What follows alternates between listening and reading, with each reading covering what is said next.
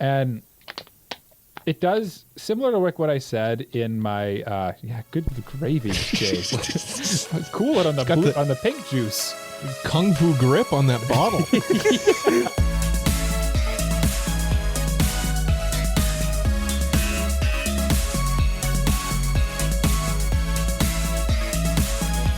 Where you put the mustache is a bold, wild choice. It is a bold, wild choice. Mari Crombo Weebs. My name is Cole. His name is Mike. His name is Jay. We like anime, and this is episode 136 of AniPro. And on this week's episode, we are finally finishing the trilogy of genre recommendations. The final 6 anime will be revealed based on the genres remaining. We're also reviewing Act Age, the manga, which has been turfed by Shonen Jump, thrown aside, cast asunder, back into the bowels of Mount Doom. So we're going to discuss that. Now, there is a bit of a elephant in the room with regards to this manga, and I think that may be why we maybe selected it. It kind of leads into a discussion about a larger topic. So we'll discuss that a little bit before the manga as well. But before we get into all of those things coming up later on this episode of AniPro. Before we get into that, I was just telling my co-hosts about a man with a wild facial hair feature, I guess. He basically had a pencil-thin mustache, but like diagonally, and then it carried down vertically. Sorry, yes. Vertically, and then it carried down diagonally almost, yeah. And then it carried down into like a soul patch. So it was a very unusual mustache. Entire facial hairs. A pencil on his face, and that was his choice. Yeah. Which I was going to mention what if he is got like pranked? What if he just got pranked? Could be. Maybe he lost he a didn't fantasy know football about league or something. Maybe he woke up that morning and his wife did that to him. It's possible. Interestingly, my grandpa has like the opposite of that mustache and has for like many years. He just has like the thinnest mustache that just like traces his upper lip. Oh, like the Vince McMahon mustache? Is that what Vince McMahon has too? He had it Roger for like Walters a bit. I think he or whatever it. his name is. Oh, okay. It's like an old man style mustache for sure. I think it's a decent look. We should bring that one back. I don't know about that one. We should rock those at Icon. I don't think I physically can, to be honest with you. I think you can. If you look, you can see in the YouTube video, my mustache does not connect to my lip. So here's what we'll do. We'll just draw it on. Okay. Yeah, we'll that just works. draw it on you. And speaking of Icon, we're at Icon right now. When this episode's released, we will be there for a few more hours. The episode releases Sunday. We'll be there until Sunday at noon. We'll be there until 5 p.m. local time. So if you're around listening to us walking around the marketplace, come say hi. And if you already did say hi, hello again. Yeah. Hello again. We'll be there. Thanks for coming by. We'll see you again next year. Yeah. But let's get into our first half's topic. So we're reviewing Act Age. Now, there is an elephant in the room. Well, I already said elephant in the room. A controversy. Yeah, it's a controversial topic.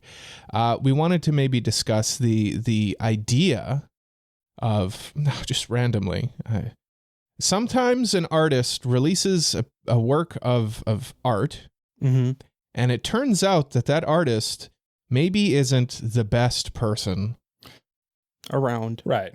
And then how do you feel? How does that change your view on the art? Or are you able to separate it from the art? Or is it something, is it like a deal breaker for you? And I feel like this is like a particularly heavy topic for AniPro in general. We try to keep it pretty lighthearted here. But I think when Jay suggested this one, it was kind of with the intention of, let's talk a little real world stuff here. Let's get a little heavier with it.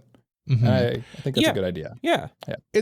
It's tough because, like, I think we've all been there where we enjoy something that somebody puts out, and then we find out after the fact that they do something bad. And it's easy at that point to say like, well, I'll separate the art from the artist. You know, I enjoy this person's music or this person's comedy. And yeah, they did some really heinous stuff, but I'm going to still listen and or enjoy is the wrong word, but take in this, what this person released. This manga was a whole new thing for me because I knew what happened before reading it. So for me to say, weird for me too. Yeah. For me to say that it didn't not taint, but influence your thoughts, my thoughts on the manga, to watch it or to read it with the knowledge. Yeah. It definitely changed it. So it was a little bit different for me. Were you guys affected by the real world stuff? So it's funny because like this is my second time going through it because I read it when I was publishing, and you know, one of the reasons why I wanted to reread this is because of the controversy, and because like I remember loving it so much when it first came out, and I wanted to see if like that love was still kind of there. And I think like it's impossible to not notice a couple of things with it that like kind of line up with the author's personality, and like what they did. But at the same time, like I could still kind of see where I was getting at. Yeah. When I liked it in the first place. So like it's kind of more of like a middle ground between it was tainted and I could separate it. And I think maybe the way to go here is maybe open it up more broadly, because I don't know about you guys, but I've definitely had like many things I like. And then I find out the person's like a terrible person. Like a prime example here is that like I used to be a massive Kanye West fan. I was just about to bring up probably one of the easiest and biggest examples out there right now. Yeah. And this is a particularly easy one to talk about because before Kanye West became a massive whatever he is, yeah. He was actually pretty decent. He was pretty cogent. He was with it. He had some decent points and stuff. He was always a little loopy, but in the artistic genius way. Yeah, exactly. Right. Yeah.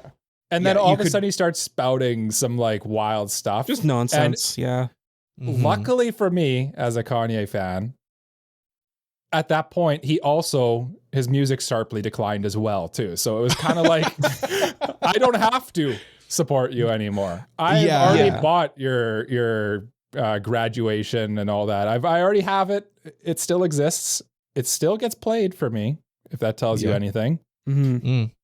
But like, I can no longer call myself a fan of Kanye West at this point because he's just said like some wild stuff. That's just like, I'm there with you 100%. Like My Beautiful Dark Twisted Fantasy still exists. Great album.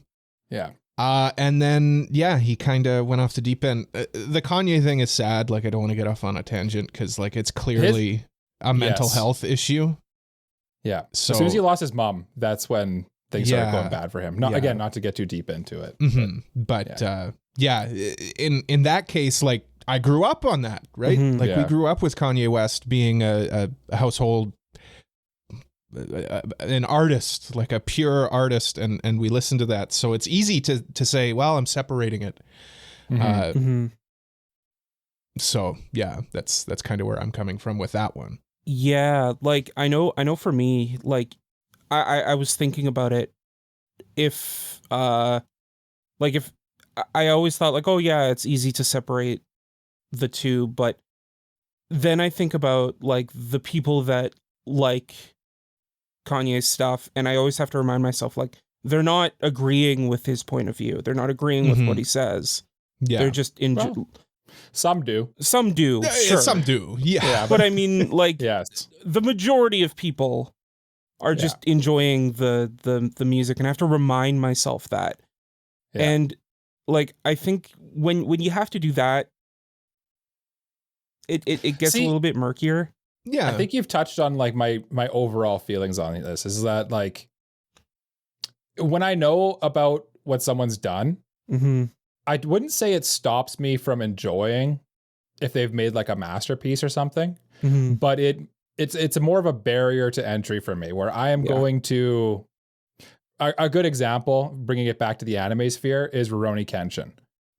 Everything about Rurouni Kenshin just strikes me as something that I like, but every time I think of it, I just get this sour taste in my mouth. And I've never consumed anything Rurouni Kenshin outside of like reading a couple of chapters of it when it was in Shonen Jump, when Shonen Jump still published in America. But like I don't know. It just puts this like extra obstacle that I have to overcome to actually consume it. And there's always something else I'd rather consume. If that, does that make sense to you guys? No, I totally get that. I remember when, the 3-in-1s for Rurouni Kenshin were coming out, and I was buying them because I was like, I want to read Rurouni Kenshin. It's so beloved, and this was before the whole thing came out about the mangaka and what he did, and right before the final 3-in-1 came out,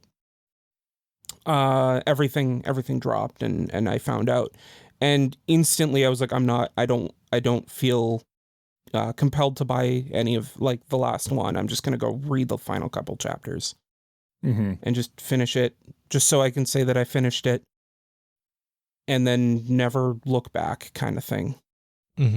Yeah. So in hindsight, does that, I think to get more to the meat of this again, does that taint your enjoyment of it in hindsight now? Again, it's very, very, it's more complex than a black and white yes or no, because like, of course, I think like the story itself, right, is very good. I think, and especially like the last few chapters that I read that would have been in that final volume that I would have purchased were probably some of the best stuff from Rurouni Kenshin. Some of the best stuff in Shonen Jump even. But like knowing what he did, it's still like, man, am I wrong for liking this? It makes you question it for sure. Yeah, it makes you question that. And even then, like you'll see, you start picking up on little details that are in the story that like kind of hint at who the person is. If that makes sense. Like I'm not going to get into too much detail, but like the relationship between Kenshin and Kaoru is kind of an indicator just from the age gap. Okay. Yeah, I mean, like I try not to be too hard on myself if I'm enjoying something that I know was produced by somebody who was not great. I mean, like I've never gone out and read any like H.P. Lovecraft, for example, but like he was not a very good person either, but he's still like I didn't know that. Yeah, I didn't know that either. Look up the name of his cat. Yeah. Gotcha. 10-4. I knew that, actually. But at the same time, it's like he's still like a celebrated person for what he did. And I think maybe time is one factor that kind of helps people be able to separate art from artists. Yes, I agree. Like if stuff comes out about an artist and still after 50 years we're still saying, well, you know, the art was worthwhile, then then at that point people seem to have an easier time separating it. Yeah. Where it gets truly tricky is like, I feel like if you're not an absolute genius of your medium and you do something questionable, it's a pretty easy cutoff for people. But when you're someone like a Michael Jackson or an H.P. Lovecraft or something like that, where you're like genuinely an artist, like a genius, then it's like, damn, do we lose this like masterpiece of art? Or do we just kind of have a sour taste in our mouth when we enjoy it? Yeah. And that's really what it comes down to for me. I'm in the same spot. I think most people are, to be honest. Like I kind of question people a little bit if they're like, no, I will not enjoy. Well, you said Michael Jackson. I will not enjoy Michael Jackson. Yeah. And it's like, but it's good. Like it's really good music. And if you're depriving like, I guess good on you for like taking that stance, but like, I don't know. It's really complicated. I'm kind of like second guessing myself as I'm. No, I kind of agree with you, Cole. Do you know kind of where I'm going? It's like how I feel. Oh, sorry. Go ahead, Jay. I was just going to say, I get what you're saying. Oh, it's how I feel about people who say that, like, for example, they're like, oh, I hate McDonald's. And it's like, it's chemically formulated to be enjoyable for every single person on the face of the earth. There's no way it doesn't taste at least enjoyable to you. Yeah. Is it good? Probably not. No. But it's literally designed to be enjoyable. But it tastes good. Yeah. Like, in the end, we're all just animals. We got ooga booga brains. And I think time is where I'm coming down, is time is kind of the biggest factor in separating stuff. Separating it a little bit, right? Mm-hmm. Yeah. Or being able to separate it. Do you guys have any final thoughts on this before we move on to our proper review of this manga? I think we covered most of the bases. Yeah. Like I just don't want to move on if there's something itching I think to be said. There definitely is a sense of feeling betrayed by people who are fans. And I know I can relate to that, especially with our review Act Age, and I can probably get into that a bit more when we do the review. But like the fact that it never did and never will get a proper ending because of what they did. Still, like, it still hurts. It still affects me. So I mean, I get it from that angle. On top of everything else, but like, yeah, I mean, at the same time, if someone enjoys something, I don't know if it's necessarily correct to say like you're a bad person for enjoying it. No, I would agree. I agree with that too, because like everybody has a different where they are in the spectrum of being able to separate the artist from the art, for sure. And it's. I'm always against any kind of sweeping generalizations of like that nature, where you're just saying, oh, you like Michael Jackson, you must be X kind of person. That doesn't make any sense to me. And no, I agree. The world is just gray. Everything's gray. It's all gray. It's all a spectrum. And everybody's completely different. So it's it's too easy to just say, like what you said, you're this kind of person because of that. It's like, well, no one is. That's not how this works. There are some things, like if you're reading like manifestos of certain people and stuff like that, like you're questionable, right? But, sure. But I mean, there's nuance to everything. Yeah. Yes. There's exceptions. There's also exceptions to every rule, right? Like exactly. Yes. Yeah. Yes. But I think we've hit a good way to get I think so manga. too. Yeah. Let's get into this manga. Now, Jay, you nominated this. I did. Act Age. Why don't you tell us a bit about it before we... for sure. So Act Age is a Shonen Jump manga that came out in 2018. And the description is kind of a terrible way to explain what the story is about. So I'm going to do it on my own. Okay. And I think like if you went back and listened to me talking about it when I revealed it, you'd be like, yeah, that doesn't describe it at all. So I'll do my best on my own. So basically it's about this girl, Kei Yonagi, who is basically like a single mother to her two siblings. And they kind of struggle to make ends meet, but she really, really, really wants to be an actress. And so she goes to this audition, and you find out that like she's a method actor. She's an actor that pulls from her memories of experiences she's had in the past to be able to convey different emotions. And the director of the audition in the first chapter sees this and goes, I can work with this. There's something here that I want to polish into like a great commodity.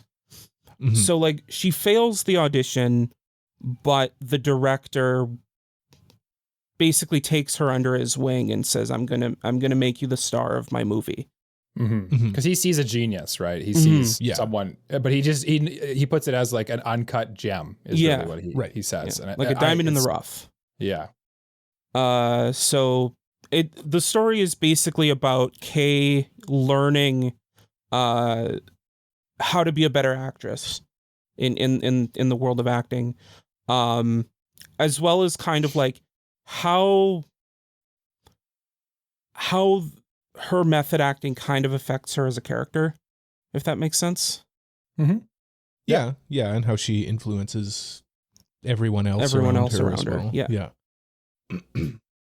Yeah, I think that's a good synopsis. Well, let's dive into our review structure here. Why don't we talk about Kay as a character, as our lead character. So, like, if I could surmise her with one word, it would be like she's like naive, kind of, to everything with regards to acting. To almost impossibly so. Almost impossibly so. Yes. Yeah, I would say she kind of acts like she was just dropped in this world. Like, I want to be an actor, but like she doesn't know what an actor is, seemingly. Mm-hmm. Or like emotions and stuff. Sometimes it's interesting. It's an interesting character for sure. Mm-hmm. Yeah, I like, Jay, what kind of vibes do you get off of Kay? Yeah, I think at the start she's kind of like she's both a blank canvas and also not at the same time. Because like you can like she, like you guys said, she knows next to nothing about acting. And about a lot of things like interactions with other people and that kind of thing. Though it's kind of explained like that she doesn't interact with people because she spends most of her time working and trying to take care of her two siblings. Mm-hmm. But you see from her acting just like what kind of life she's had to live. Yeah. To get to the point that she's at. And I think that in of itself was very interesting. Using her acting method as a way to develop her character and to exposit her character. Mm-hmm. Yeah. And then of course we've got our co-lead. I've only read the first 25 chapters. Mm-hmm. So the director that Jay had mentioned, Kuriyama. Sumiji Kuriyama. He's just interesting as well. Like there's kind of like a mystery to him. Like he seems to be a big shot everywhere except Japan. Yeah, they kind of mentioned like they mentioned like he's won a bunch of awards and like all over the world, and he's just like not broke into Japan because he hasn't found his muse, basically. Mm-hmm. And it's implied that that's what our main girl there is going to be, basically. Mm-hmm. Yeah. Yeah. I mean, this is probably like this character relationship between the lead, like Kay and this character, is probably one of those red flags that maybe Jay mentioned. Yeah. And especially because the manga keeps making like these like pervert jokes from Kay toward Kuriyama. I mean, I will say, like, it's not uncommon. It's not in manga like this. It's not, but at the same time, knowing what we know now, at the same, because when I first read it, like I was like, oh, they make these kind of jokes all the time. Mm-hmm. But knowing what I know now, it's just like, and that was intentional. To be clear, I think Japan views in Japanese culture, I think what he did is still frowned upon, but probably not as frowned upon as it is here, I would say. maybe, but in the end, he did lose. He did lose, yes. Yeah. It's still a bad thing either way. But the other thing too is another big clue is like there's a scene where like he literally like basically abducts her. Yeah. And knowing exactly what happened, I was like, oh, this is like, okay, I see.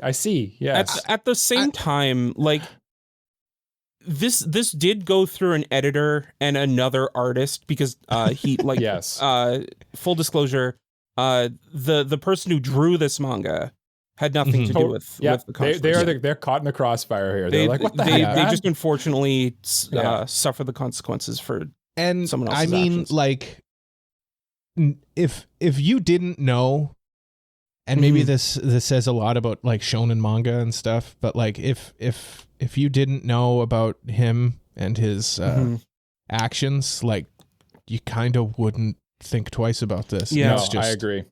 Yeah. So it's it's maybe it's coincidental. Like maybe it might be one of those things where like we see it now, because, you know, and we're just kind of like filling in the gaps, sort of thing. Yeah. Because like I said, when I first read it, when it first came out, it didn't even faze me. Right. Because it's just like, oh, that's just anime being weird, sort of thing. That's just shonen manga. Yeah. Hijinks. Yeah. And we kind of get our I don't want to call her an antagonist in this, but our foil 2K in Chiyoko. Yep. She is listed as a main character on AniList, so I'm assuming she becomes like a much more prominent She has a character. very prominent role in the story, yeah. She does in these chapters as well. Basically, like as an overarching plot, the main arc of these first 25 chapters is them making a movie, right? Her learning how to act and then making her first movie, basically, is kind of and Chiyoko is kind of like the opposite of her and how she acts. Right. She just kind of puts the mask on and away she goes. She's acting and then takes the mask off. And but she's interesting as well. I could see like, you know, that kind of like unlikely friendship forming between them too. Almost like a Naruto Sasuke rivalry friendship type thing is kind of the vibes I got a little bit. They're not necessarily friendly, but they're friends in a weird way. It's kind of like they understand each other, but like they're not necessarily like they're so different. Yeah. It's just hard to get along sort of thing. Yeah, they're kind of pushing each other to rivals almost. Higher heights. And then at the end they have a fight at the base of a waterfall. Yes. And then no, that's not what happens. I'm mixing up Naruto, sorry. Those would probably be like the standout characters to me. Were there any standouts to you guys at all? I think that's go ahead, I think like the only other one would be the guy that like that's the son of the owner of Star Productions or whatever it's called. Akira. The masked guy that appears at her house and her brother is like, everybody keep quiet about this, about the fact that he's here. That was a cute scene. Yeah. I guess that kind of brings me to the next thing I just wanted to point out. I'm not crazy about these character designs, if I'm being honest. Okay. And the reason for that is like our main characters are distinct, but a lot of like Akira looks like a lot of other characters in this manga, and maybe it's just because it's early, but I had a tough time like keeping track of who is who. To clarify your point, once you guys were talking about Akira, I have the AniList page pulled up here, and I had to actually remember which one the name was because he looks like a bunch of other characters. Yeah. There's one character, she's got a big braid, and then like there's another character who has like long hair who kind of looks similar. Chiyoko kind of looks like Sumiji's assistant in these early chapters. I had a tough time like I would be remiss not to say that like after reading it is when I noticed that it was done by an author and is their assistant, like an author and a artist. Mm-hmm.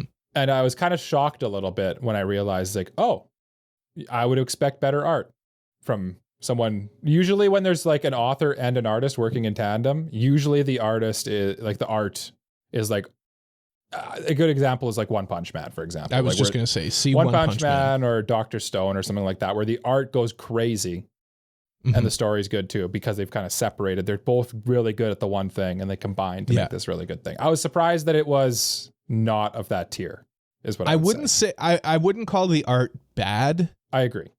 Yeah. I would call it kind of, unexpected in the sense that like I would expect to be blown away. Disappointing is maybe the word I'd use. Yeah. But like still good. Yeah. Mm-hmm. How did you feel about it, Jay? You seem to be biting your tongue a little bit. Well, I mean, I want to give you guys more of a chance to talk about it because you haven't, like, this is your first time going through it. But I didn't have a problem with it, but I think like in terms of the art, I think it's more, I like this manga more for the story than I do for the art. I get that vibe for sure. Yeah. It's just, I would want more out of it, considering what's happening behind the scenes, like with a separate artist and a storyteller. I get that. I can't use age as a defense, and this isn't really a defense, but I mean like, for the fact that she's like, or calling us old. That the artist was like, I think she was like 21 when she did this manga. Well, hey, I mean, like you gotta just take it into a vacuum. So I mean, I agree. That's fair. She was young. What has she worked on? This was her first manga, and this is she was kind of like else. I think what happened is she wrote like fan letters to Shonen Jump, just being like, I'm a huge fan, and they kind of just like picked her up and was like, you work on this now because you're like, we like your art. Yeah, you do this. This is your job now. Yeah, yeah. I mean, it's fine. It's fine. I would just. Yeah, I would say the art is overall it's fine. Is my ranking of it. Yeah. More of my criticism is at the character design itself. But I mean, if this was her first manga and we're only reviewing the first 25 chapters of it, makes sense. Okay. Yeah. I can understand, but I will not forgive. That's right. Well, let's talk about the plot then. So Jay mentioned he enjoys the writing of this more than the art. So, like, what about this story appeals to a Jalian brain? For the most part, the majority of what I like is kind of in that movie arc. Or like it shows itself in the movie arc, and that is partially seeing Kay develop as an actor, but for the most part, it's seeing how her acting kind of works as a drama and affects everyone around her, and how everyone around her works around her to try and make this whole thing work. It's that classic like shonen. Somebody comes in, disrupts everybody, and in the end, everybody comes out of it better. Mm-hmm. This is a very shonen manga, much more than I thought it would be. Yeah, like replace the acting in it with like, I don't know, they're playing baseball or something, like karate. This person is the best karateer I've ever seen. She's dangerously good. I think, and she totally does it in a way you'd never expect. I think like it's over exaggerated because it's a shonen manga. Yeah, but like I don't think it's necessarily a bad thing for how it handles that. I don't can think take Cole you said out of it it. Was okay. I was gonna say I don't think that's a bad thing either. But go then. let me finish off this segment then. If you've got stuff to say about the plot, then I think the plot again. I'm probably a bit cooler on it than Jay is. Yeah, I would say I'm somewhere in between you two then, because like I found it's captivating because it's an interesting story, it's an interesting premise and stuff like that. Mm-hmm. But at times the dialogue and just the way that people act in this as a 30-something-year-old man is just not maybe what I'd expect from people. And that's where the shonen stuff really rears its head for me, is that it just feels like this is written for young people. And I wouldn't say that it suffers for it. It's more just like my lens is different than the audience for sure. And some manga age better for an old man like me than I would say this does. But at the same time, like I was, for the reasons Jay said that he was captivated by it, like seeing her basically learn how to do this as her last desperate move, and seeing her basically interactions with the big time actor there, Chiyoko, really are like kind of moving things, and there is a lot to like here for sure. Yeah, I think I'd like this manga if it ended basically where we finished reading. I liked the arc. There was some stuff in it that I was a bit cooler on, like I said. It's very dramatic, like pun intended. It's very dramatic, like when Kay is in that first audition and the owner of Stars is like, no, I can't pass her. Her acting is too dangerous. It's like, come on. Like Heath Ledger like was a method actor. Like I mean he literally died. I realized that. I mean, after. That was a bad example. There are method actors like Daniel Day-Lewis. Like he's a method actor as well. Like just because you're a method actor doesn't mean that it's like bad. It can be good. Margot Robbie's kind of a method actor. Yeah. Nicolas Cage. Nicolas Cage. I'm not even. Yeah. I heard a story that like Nicolas Cage spent like hours trying to like. I don't remember what it was, but it was hours doing a specific thing to get into character, and I was like, he is not a method actor. There's no way. I wouldn't be surprised. Crazy I think people. He is. Yeah. It's crazy, right? Yeah. Yeah. And like the dynamics on set between like the established actors and like the amateur actors just didn't seem very realistic to me. Yeah, it's not deep, maybe. And like, Jay, feel free to interject with like argue. You don't have to agree with us. Or no, I mean I don't agree. I think it's more exactly. That's why I'm spurring you on. Again, it's a shonen manga, so like I kind of give it a pass because like a lot of shonen manga do this, and I think the only reason you don't accept it is because it seems like it would. It should break some different mold that but like at the end of the day, it is still a shonen manga. Yeah. No, it is. It's just ultimately like, and I realize that it's just not made for someone like me, a jaded elderly curmudgeon. It's just like when I was reading it, I'm thinking like, how are these people working together? Like they're all supposed to be acting with each other and stuff, and they like refuse to like acknowledge. One of them's like, I will not acknowledge your style of acting, and it's like, who cares? I don't care who acknowledges what. You're filming a movie. Acknowledge. I'm sorry. Yeah, Kratos. Yeah. I acknowledge him. I do care about acknowledging him. But again, like I recognize that that's just me being like cynical, an old man. Yeah, cynical. And there was one line where I'm like, you can't sell a movie with unknown actors, and I just thought Star Wars. Mark Hamill, Carrie Fisher, Harrison Ford were not household names. Cole, I mean, you're talking about a movie before the internet existed. I'm just saying, stuff like this happens. I know, but stuff like this happens. I think knowing that this is kind of what I was touching on when it's like the lens that I'm reading this through as an old man an old man on the internet. I'm not an old man, but I'm an old man on the internet, especially in the anime sphere. it just changes the way you think of it. Like like, for example, the scene where like her acting is too dangerous.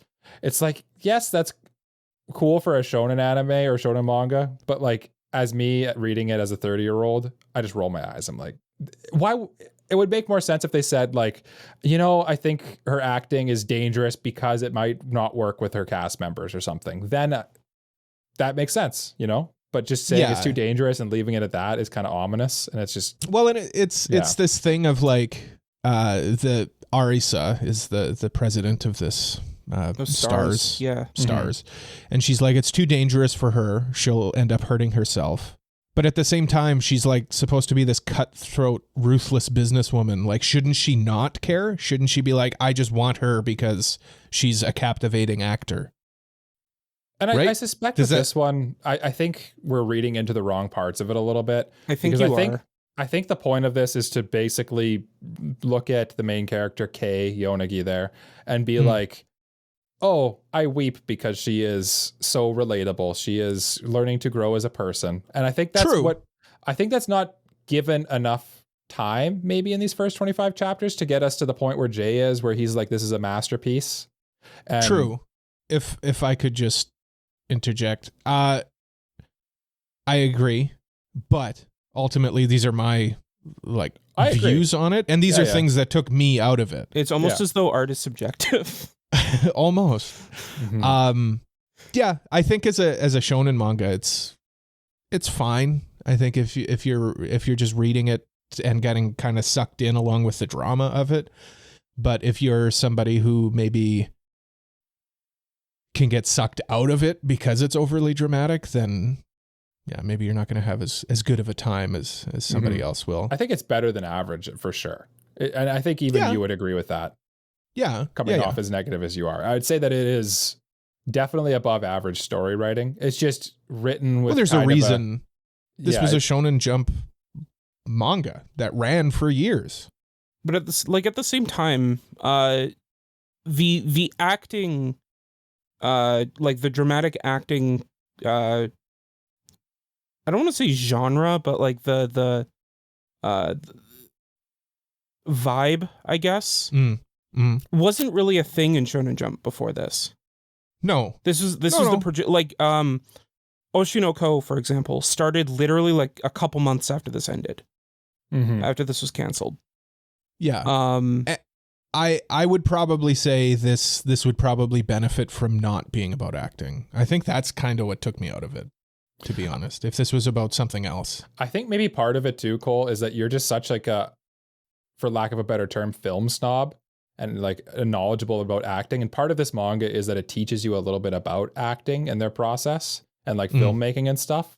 So where you're kind of watching it like, that's not how that works. I think someone like me who's less knowledgeable on that topic is probably more invested in this. Maybe. I think at the same time, like for me, I was able to suspend my disbelief because I was like, sure.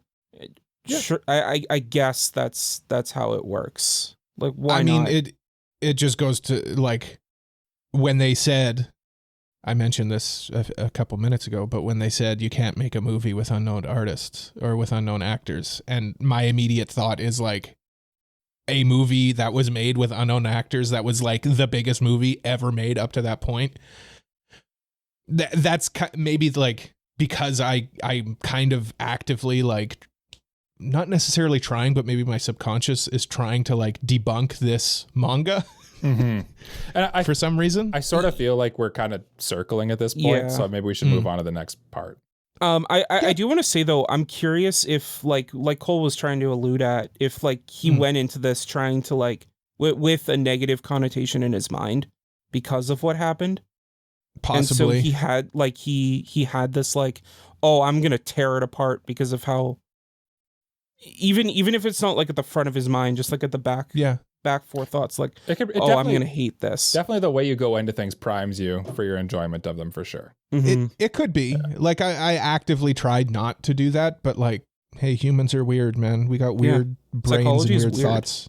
I could be doing it unintentionally. But yeah, kind of like Mike said, if we're just kind of rolling around the plot of it, then it just sounds like I try to move us on when it sounds like we're just saying the same thing. is all. Yeah. I mean, we could talk about themes of this. Like, what themes did you guys pick up on in this manga? It's kind of tough because, like, in these first 25 chapters, I guess, like, there's no one right way to do things, I guess, is kind of a theme. Just like from how, like, they're all acting in different ways, and things like that. But like, you'd be remiss to not mention the obvious shonen trope of, don't give up on your dreams. Yeah. Just if you're really good and really dedicated to something, it'll work out. Friendship, hard work, victory. Yeah, that's right. It's the Shonen Jump motto. Yeah, I would say, like, another one would kind of be maybe like leave your ego at the door kind of thing. Like allow yourself to learn from one another. Because when they start doing that, it seems like the movie production starts moving a bit more smoothly, and they get like good scenes out of it in the end because they allow themselves to feed off of each other. And another one that it kind of brings up a lot is like the don't judge a book by its cover sort of thing as well, which is I think similar to what you mentioned earlier there, Jay. But like it repeatedly will be like, oh, this girl, she has no prior acting experience. She must be terrible. And then she's like, oh crap, she's good. And then they go crazy. Yeah. Oh no, she's amazing. Yeah. Yeah. I mean, that would be it. At the same time, though, like everybody comments on how pretty she is and stuff, which is again like kind of. That was the other one where I was like, yeah, she's like a 16-year-old, and everybody's just like, oh, she's so pretty. Yeah. But again, like I think that might be just us saying like, this guy's a creep. Look at him. It's like, well, yeah. It just there's certain things that just stand out for sure. Just irks you the wrong way. Especially when you have that prior mindset. And I know Cole said that he was actively trying not to approach this with that mindset, but I think that's impossible. I think that's like an exercise in futility of just trying. I'm not going to think about this. At the same time, like it's that like don't think of the pink elephant kind of thing. Like when you try hard not to do something, you can't help but do it. The very act of saying I'm not going to think about X means that you are thinking about X. Yeah. That's right. Yeah. I mean, at this point, I think we could probably final thoughts and our ratings. Yeah. Jay, why don't you lead us off here with your baby, your favorite manga of all time? So, I think that this is a fun character drama that hurts me so much because I wish it got a proper ending. I wish of course I hold the author in contempt for what he did, but also like for what he did to me personally, not giving me that closure. Yeah. Sure. Yeah. That's a real thing, what the author did to his fans, right? Yeah. Like we feel betrayed too, right? Yeah. And I feel like I kind of got that closure here just because I'm glad we could help you, Jay. Just because it was kind of like every time I would see this manga in my Annie list, I'd be like, man, I want it to get an ending. But like kind of seeing those weird not tropes, but like those weird moments that we kind of pointed out throughout the review kind of made me be like, maybe not. Maybe this ended for a good reason. Though I do, my heart does go out to the artist because she didn't need to. Caught in the crossfire. Yeah. You got to feel bad about that. Yeah. Hopefully they can with all continue to get work. Yeah. With all that said, I don't know if I can really recommend this to people just because like I know that some people are averse to picking up things that terrible people have done. I think this is your feelings on it though. Well, I mean, yeah, I know that, but at the same time, like I know that other people, like if you were to ask me who am I recommending this to? Okay. Yeah. I know that I like it's a difficult thing to recommend. Mm-hmm. But if you want to try it out and you're open-minded to it, like it's a fun shonen drama that I think it's better than Oshinoko, personally. Ooh, that's a hot take.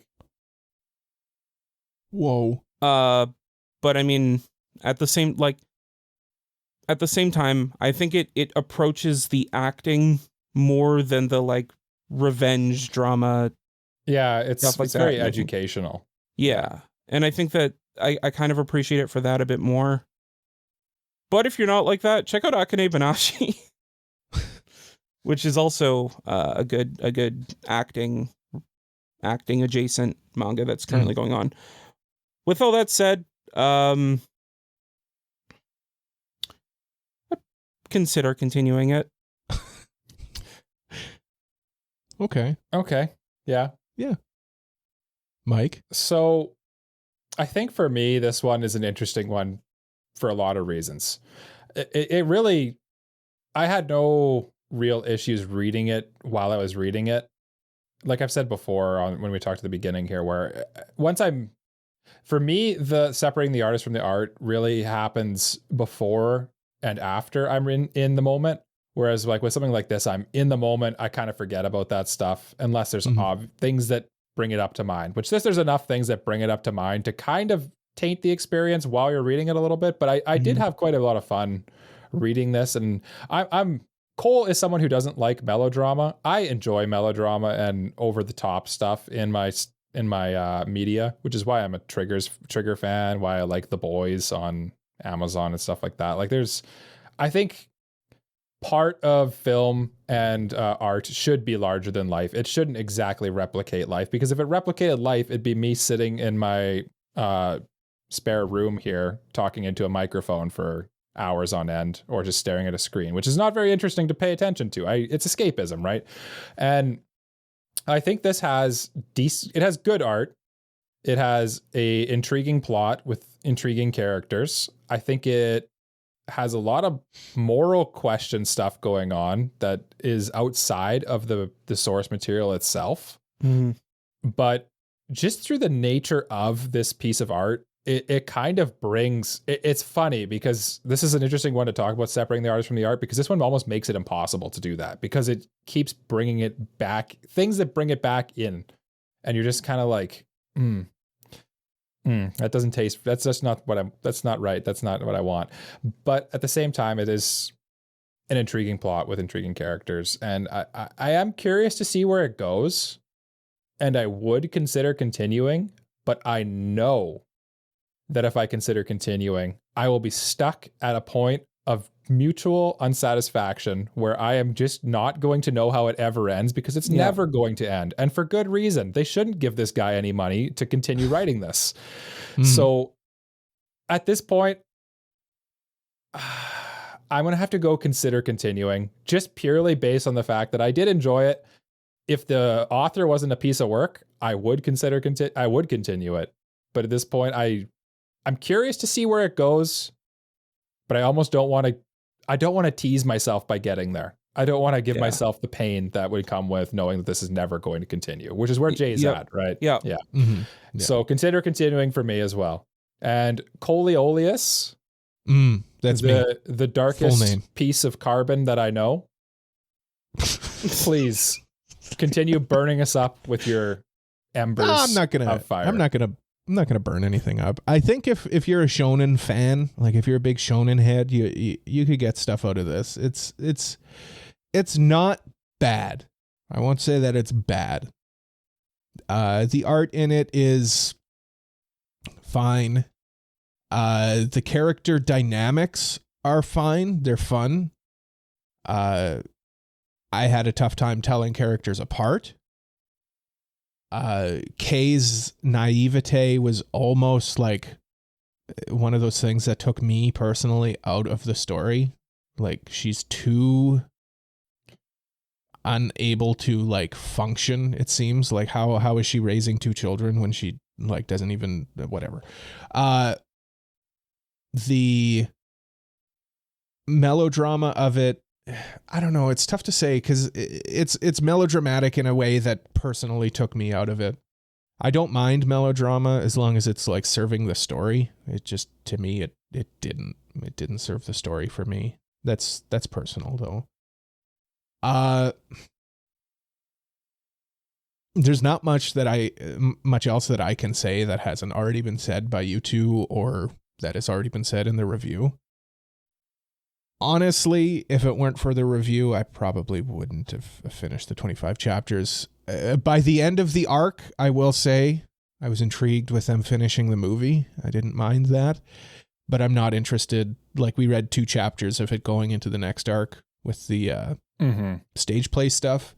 And yeah, which I thought was a weird interested move, because usually they'll end the volume at the end of the arc to keep you wanting more.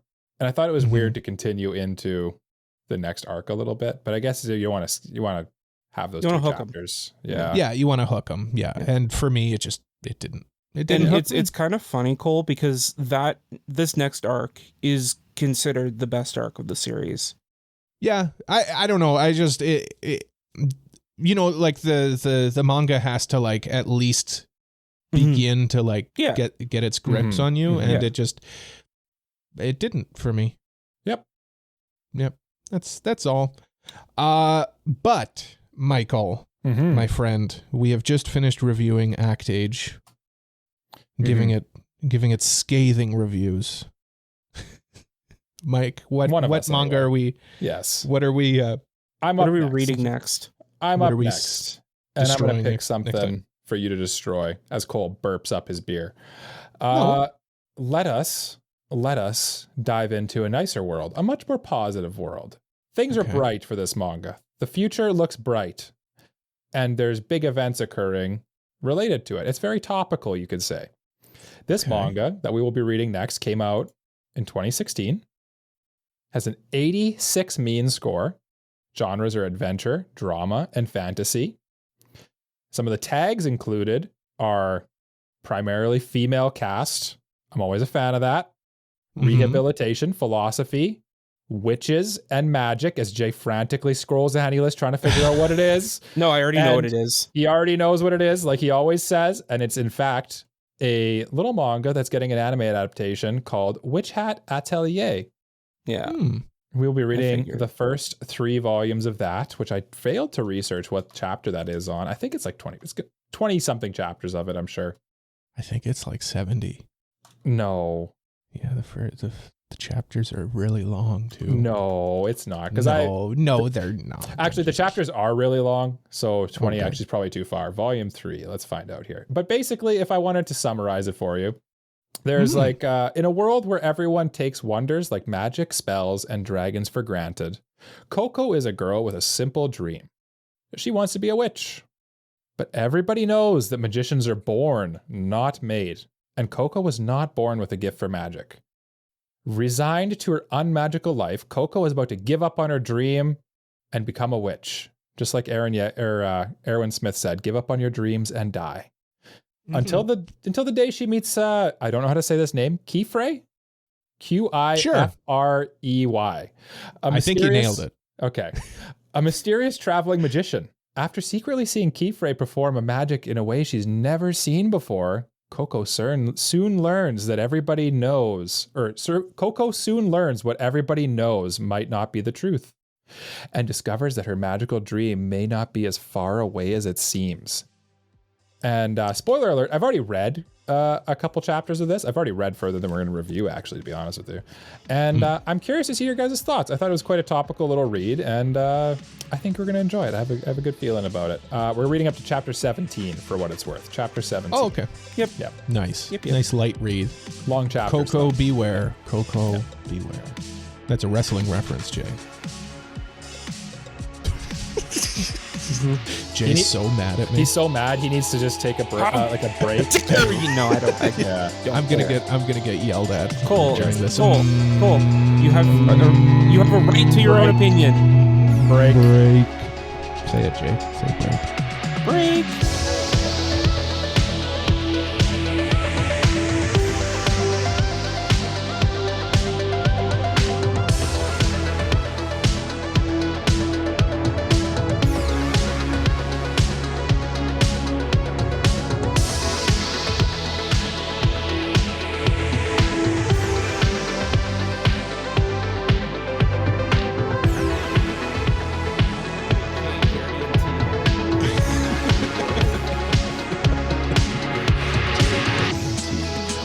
welcome back to AniPro. This is AniPro.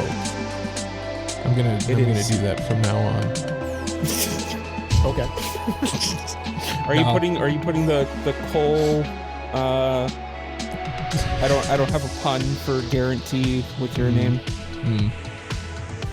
The Cole. I was just gonna say my whole name, but now I'm nervous about. I'm nervous about going to say your whole name, but I was like, no. I'm nervous about like forgetting to bleep it out. I'm not confident enough. I've done it a couple times, but. Welcome back to AniPro. We're gonna go through a number of shows here. We're gonna go through some genres and nominate shows based on those genres. But there's something very important that we were unable to get to in the first half that we need to get to right now. Time for the mailbag. I did that to myself this time. I pressed the button thinking I had more time, but I didn't. I didn't have more time. You've done this to yourself. There's no time. Welcome to the mailbag. If you got a mailbag question, you can send it over to us on our website, AniProPod.com or AniProPod.com/mailbag or at our Discord. This one comes from Mogmog. It's patron priority mailbag. Wee woo. Which mythical animal / creature from anime would you eat? What anime animal would you ingest? Oh, man, there's so many Pokemon that you'd eat. Is there that's a Pokemon the obvious answer here, right? Is there a Pokemon that's shaped like a steak? Probably. A Miltank? Probably. No, that's a cow, Jay. That's a Tauros. cow. Tauros or Miltank would be where you're going for. Probably Tauros for a steak, I would think. There's lots of fish that look good. What about that? Remember there's a in literal ice cream cone. Remember in Full Metal Alchemist Brotherhood, that creature that Sho Tucker creates? The Chimera, yeah. Yeah. Remember that? I do. Yeah. You saying you eat that creature? No. I'm just wondering if you guys remember that. It's just weird that it would come up at this exact moment. Is all. No, I think it's pretty normal. Okay. He wipes drool off his chest. No, I don't know. Do you guys have an answer? Well, I did. I gave it, and then you failed to use my powers of stalling for you when I was talking about Pokemon. Well, you can't just say Pokemon. You got to say a Pokemon. I did. I said Tauros. Oh, you said multiple Pokemon. To be fair, I gave many, and then Cole wasted this opportunity, this golden goose egg of an opportunity, and has the audacity to call me out for it. You silly little goose. I'm just asking. Like, do you have one answer for yourself? Oh yeah, Tauros, for example, would be a great Pokemon to eat for sure, or any of the ice cream cone trio for sure. Man, they're literally ice cream cones. They are literally ice cream cones, but there's like gutty works inside the ice cream. Yeah, I saw a crazy theory about it, whereas like, hey man, in nature, when things disguise themselves as food, it's because they're parasites, which means that like the ice cream cone line, which like their names for some reason are the Vanillite line, are like parasites that prey on humans. Crazy when you think about it. Most of the ice Pokemon have kind of dark little stories. So in the lore of Pokemon, the design of ice cream cone was inspired by Vanillite. Okay. Yeah. Okay. That makes it less fun. Yeah. I don't know. I've heard that before. The modern Pokemon, the modern Pokemon Yeah. design is, you know me. This is you guys Gen are right. One-er. Old man shakes fist at cloud. I am. No, yeah. I don't know why this isn't a new take. This is how you've always been. Yeah. Yeah. Also, new Pokemon design. You're talking 2011, my guy. Yeah. Anything after like Gen 2 is new to That's me. 13 years old at this point. Cole, yeah. have you played a little game called Black and White? No. on the DS? No, Yeah. I haven't. You know, the console that kids nowadays say is the old handheld console? I don't know. No, I've never played that. Since we've stalled for so much time for Cole, what mythical animal are you eating? Please indulge us, like we'd indulge upon Vanillite. What's the big crab in Pokemon? Kingler? Kingler, yeah. Big crab. There's a couple crabs. Imagine There's also the Cloth meat. from the new one. Yeah. Imagine the meat that comes out of that That one's a rock, though. crab That one's leg. rock, yeah. Tough to crack. Tough shell to crack. Yeah. Yeah. Are there any non-Pokemon ones you guys can think of, though? Oh, That's what I'm trying to think of. Yeah. Because I don't want to just say Pokemon. Did you say across Cube? the board? Yeah, Cube. Well, I feel bad eating something with sentience, but Hey, Pokemon Cube. have sentience. Yeah. They're just stupid animals. Animals have sentience too. They don't have consciousness. Yeah, they do. Sure they do. They don't think about their death. Animals are people too. Yeah. No, they're not, but whatever. Whoa. Whoa. Whoa. Hot take from Cole. Animals are not You know what? people. Just a going classic there. hater. I'm going to eat Nokatan. I like venison. Yeah. Nokatan's literally a human. Well, She's a deer. I don't know. I've she was never a seen deer the show. in human form. Yeah. Or is she a human in deer form? What is Whoa. she? Tell me, Jay. Or is she a human in human form? I don't know. You Mm. guys are the Nokatan fans. You tell me. It hasn't aired yet. I haven't watched it because they keep pushing the air date back constantly. I think isn't it supposed to come out on Sundays, like the Sunday, yeah. 4 days Yeah. after? Yeah, That's Yeah. when it airs on TV. So yeah. Yeah. the 7th of July. Okay, if you don't have one, yeah.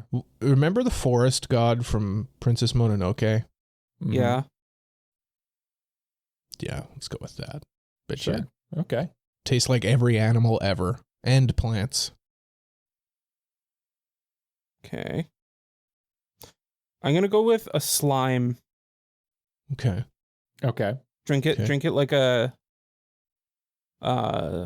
Milkshake. milkshake.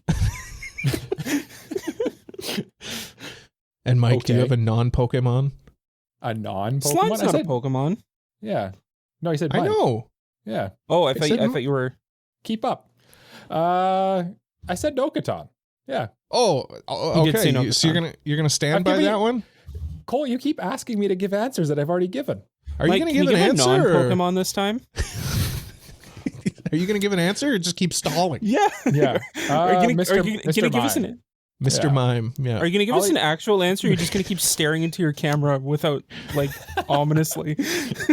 You guys just tune. I know you just tuned me out for like the 3 hours we record, so it's okay. Mike, what if you went back and you watched this and you thought you were answering, but you're actually just sitting there like this?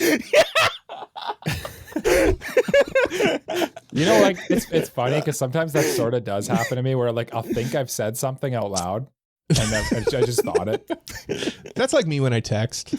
Yeah. Yeah, I do that when I'm I think texting. there's always a point where, like, where you think you respond to a text, but like you just thought you did, Yeah. Mhm. and then you come Yeah. back hours later and there's no response, and you're like, oh god, they're waiting. Yeah. Yeah. Mhm. Why didn't they respond to Oh, it's me. I'm the problem. I'm Yes. the bad guy here. Yeah. Well, thank you for that mailbag question. I hope we answered it succinctly.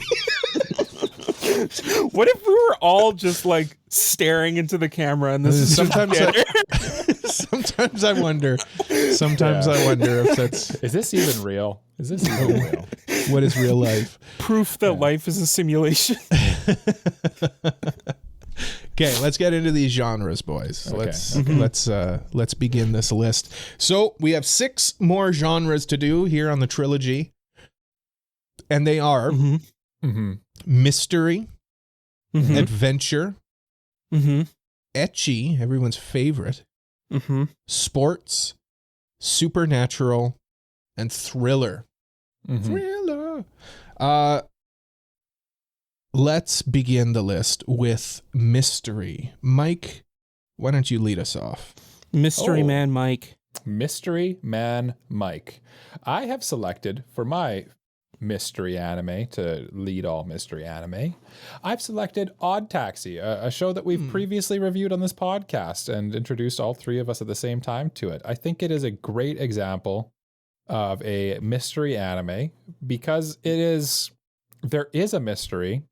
And it's not necessarily, there's actually kind of multiple mysteries, but it's not necessarily clear to you which mystery you're investigating at all times. Mhm. And there's also a satisfying conclusion to it, which I feel like sometimes mystery anime don't always have, or mysteries in general. Mm-hmm. And when I just think of a mystery, this is just the one that comes to mind for me right off the dome, especially with how the first season ends. and then you have to go watch like the movie, the last 5 minutes of the movie to like figure out the actual ending. It's just everything in this is steeped in mystery, and I really enjoyed it. What do you guys think of my pick? Oh, I think it's an excellent pick, Mike. I love the mysteries where like it pulls you along. It allows you to figure out the story yourself. It gives you all the clues. So like you can either just watch it passively and just watch it, or you can be try to solve it yourself. It, like before even watching it. Like me. I mean, I didn't want to brag, but thank you, Jay. Yes, you're right. I am a genius. It's true. And humble. I didn't want to draw attention to my humility, but yes, I am very humble. But you bring up a good point. Is the cool thing with Odd Taxi too is that like it's all there. It's you can figure it out. Yep. The mystery is not just some sort of Deus Ex Machina type thing where it just like happens because they wrote it that way. Yeah. Yeah. There's not at the same time, I really like how the mystery plays into the main character's psyche and who they are as a person. Yeah. Or as a walrus. It's really hard to talk about mystery anime without like getting deep into the plot and the spoilers and stuff like that, right? Because it's the nature of a mystery. Is what is it? What's the thing? And I think Odd Taxi does a great job of handling that, because even if you figure out the answers that you seek, there's other mysteries that you can also solve, and that it's not they give you enough will they won't they with the mysteries that you're kind of unsure even up to the very end, I would say. Even if you're a genius like Cole. And the other thing too with a mystery like this is when you go and you do a rewatch of it, now you're picking up like, oh, that happened and that leads to this, and like you get stuff out of like the rewatch of it as well. Yeah, no, this is a great pick, Mike. Thank you very much. No notes. Excellent pick. Thank you. Jay, do you have Jaylian, my friend? My pick? Yes. Okay. My pick, I went with the more episodic mystery. Scooby-Doo style.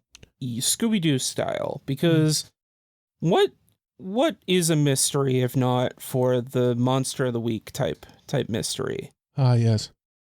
And for that, I think the best, the show that handles that best is Hyoka. Just good, well-written mysteries that, like you two said about Odd Taxi, if you're paying very close attention, you can solve it yourself. But it always keeps you invested throughout the entire show.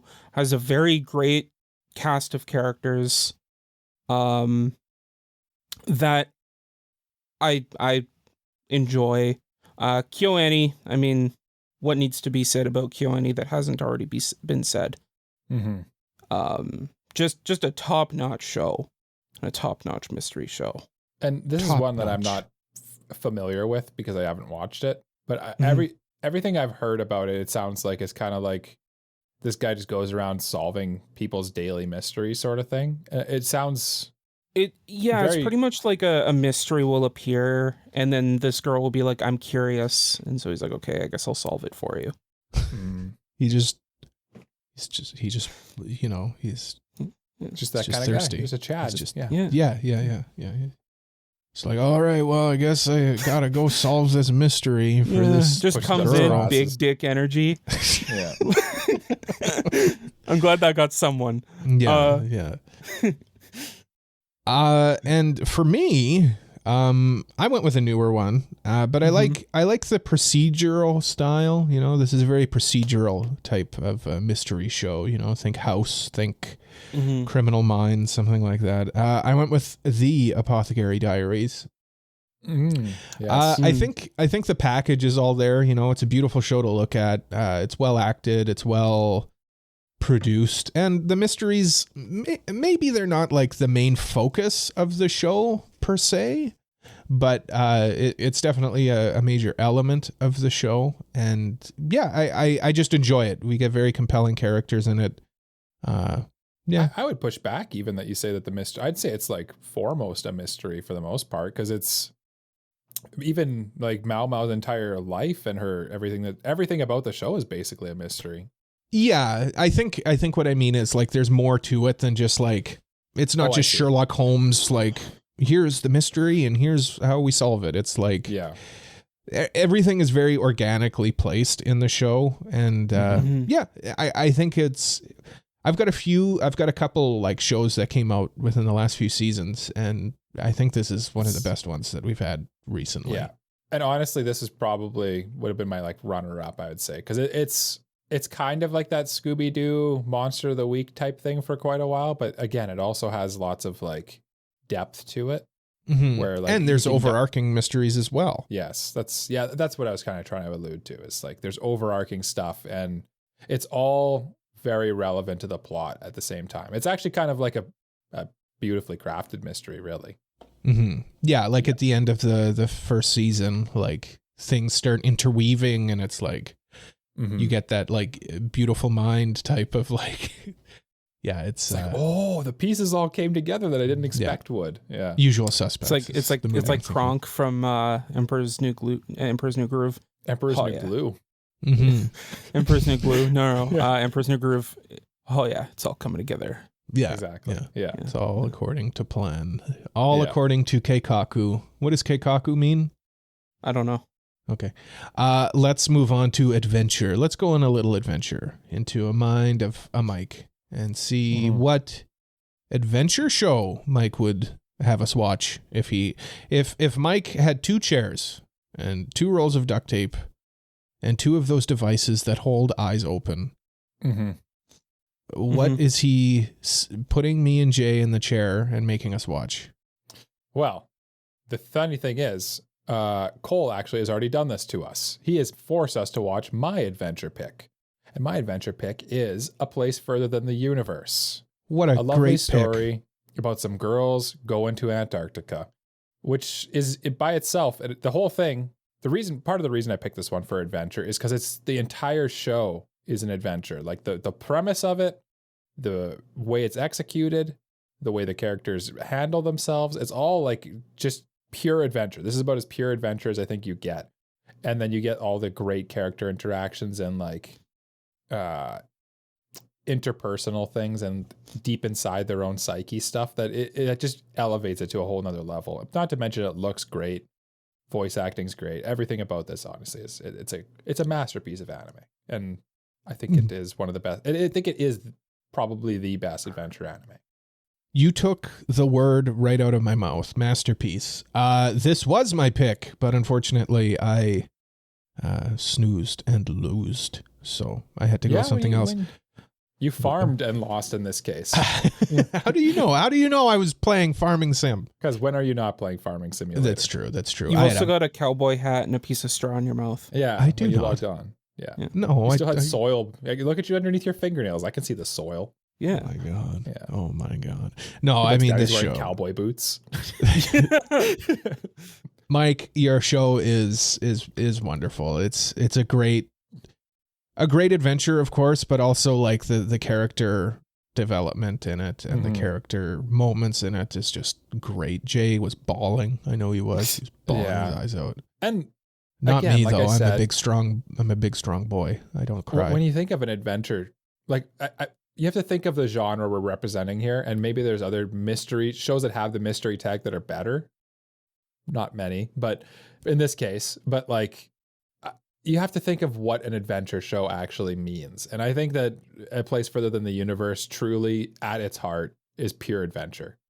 Also, it's grounded. It's grounded in reality, but it also like it takes you, the viewer, on an adventure to Antarctica, and you're learning stuff, you're experiencing things. It's through and through what you want from an adventure show. Jay, what do you think about it? I think that it is definitely a very influential show.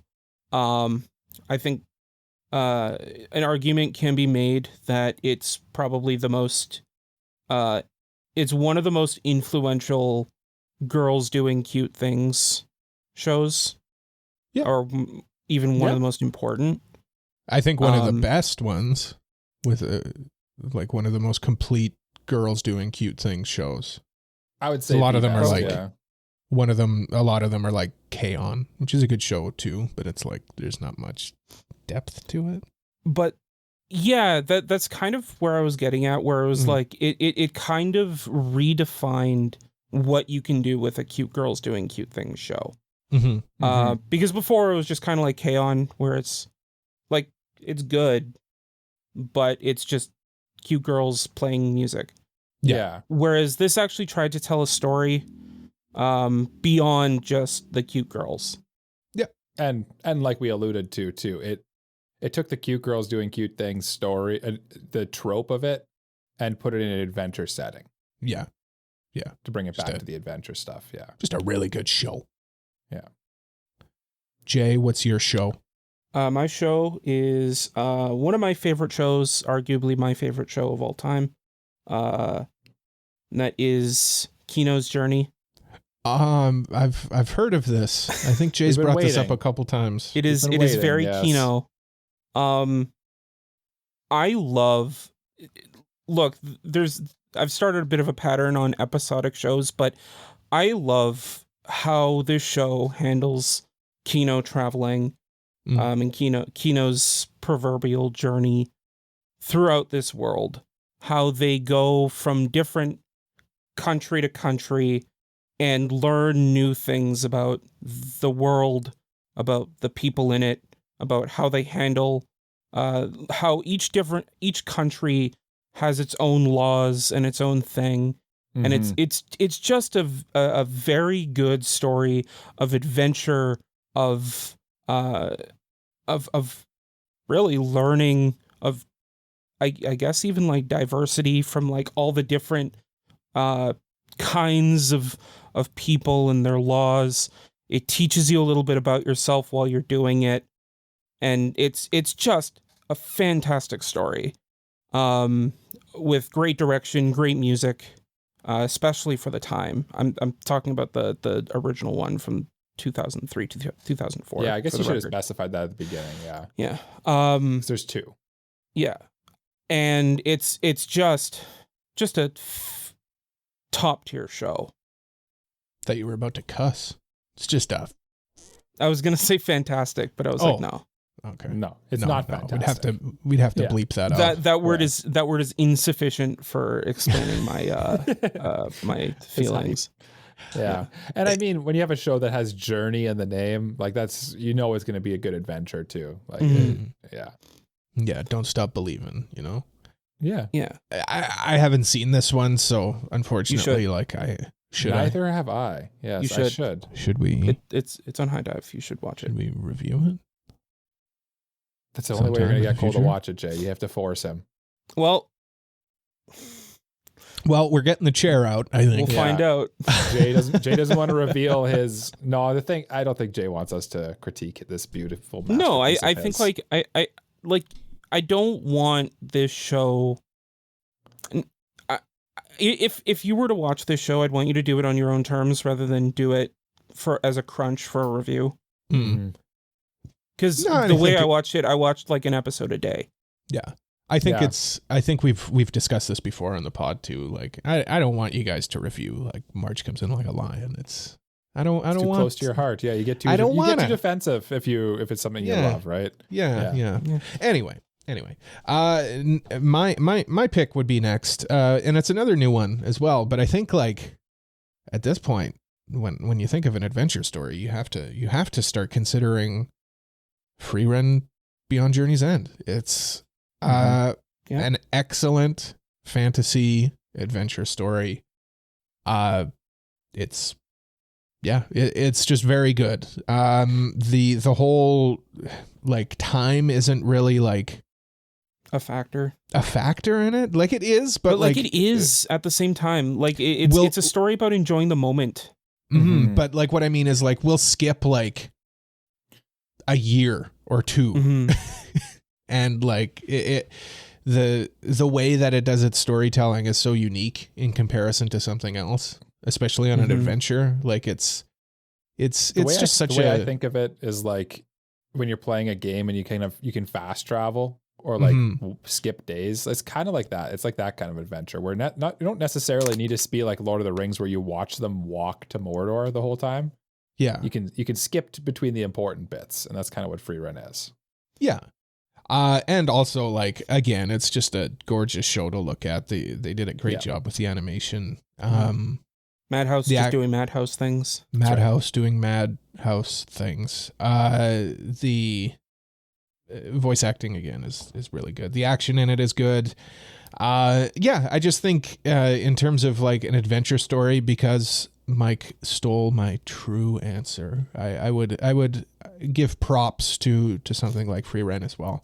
I think it's a great backup. I honestly think they're comparable, to be real with you. Yeah. I think at the same time, like, for a good adventure story, you need to have characters that you're going to be invested in. And this show, from its comedy, from just its character interactions and things like that, does a really good job of making you actually like everyone in the party. Yeah.